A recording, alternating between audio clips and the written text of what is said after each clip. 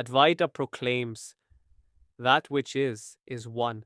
It is beyond name and form, beyond thought and experience. Yet, when we look at Shiva, we see a paradox: his form and formlessness, his stillness and his dance, his destruction and his boundless compassion. Who is this silent ascetic who sits in meditation, yet whose wild dance can dissolve the universe? Is he merely a deity, or is he the very essence of existence itself? Shiva is not a person, he is a principle. Tattvamasi, you are that. He is not a being within creation, but the very ground of all being. He is Nishkala, without parts, without attributes, beyond all definitions. Yet to those trapped in duality, he appears as the Mahadeva, the great destroyer, the one with matted locks, the Ganges flowing from his hair, the crescent moon on his forehead, and the serpent coiled around his neck. This form is not for him, it is for us, to show us what cannot be shown, to express the inexpressible. His blue throat, Nilkanth, is the mark of absolute renunciation. He swallows poison, yet it does not taint him. This is the essence of Advaita. When one realizes the self, nothing can disturb it. Pain and pleasure, suffering and joy, attachment and aversion, these are for those who see differences.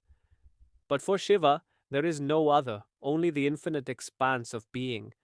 His third eye is not an eye of sight, but of insight. It does not see objects, it sees through them. When it opens, the illusion of form is burned away. This is not the destruction of the world, it is the destruction of the world as we know it, the destruction of false perception, the annihilation of ignorance. To open this third eye within ourselves is to see that all divisions are illusions, that all distinctions are mental constructs, that only the boundless Brahman exists. Shiva's dance, the Tandava, is not chaos but cosmic order. It is the rhythm of existence itself, the endless cycle of creation, preservation, and dissolution. The drum in his hand, Damaru, beats the primordial sound, Aum the vibration from which all arises and into which all dissolves. His dance tells us that nothing is static, that all forms will pass, that even the gods will fade. And yet, amidst this constant flux, he remains unmoved, untouched, ever still. He sits atop Mount Kailash, not because it is a physical peak, but because it symbolizes the highest state of consciousness. It is the summit of silence, the stillness from which all movement arises.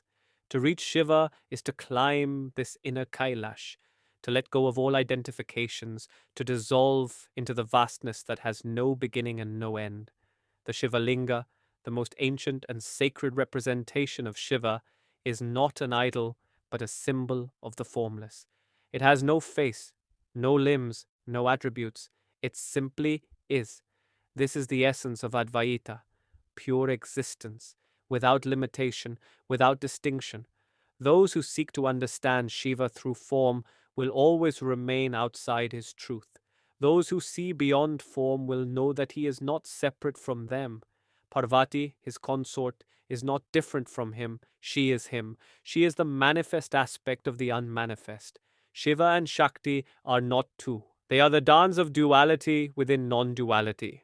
One does not exist without the other, just as the wave cannot exist without the ocean. To see them as separate is to remain in illusion. To see them as one is to awaken. The seeker who approaches Shiva with devotion may worship him as a deity, but the seeker who approaches him with wisdom realizes there is no he, there is no I. There is only the vast infinite silence, the pure awareness that is beyond birth and death. Shiva is not a god to be prayed to. He is an abyss to be plunged into. He does not ask for offerings. He demands everything. To know him is to let go of oneself entirely, to burn in the fire of his gaze, to dissolve into his vastness. He is not an entity within existence. He is existence itself. He is not the destroyer of the world. He is the destroyer of illusion. And when all illusions fall away, what remains? Nothing. And in that nothingness, everything. Shiva is Brahman and Brahman is Shiva.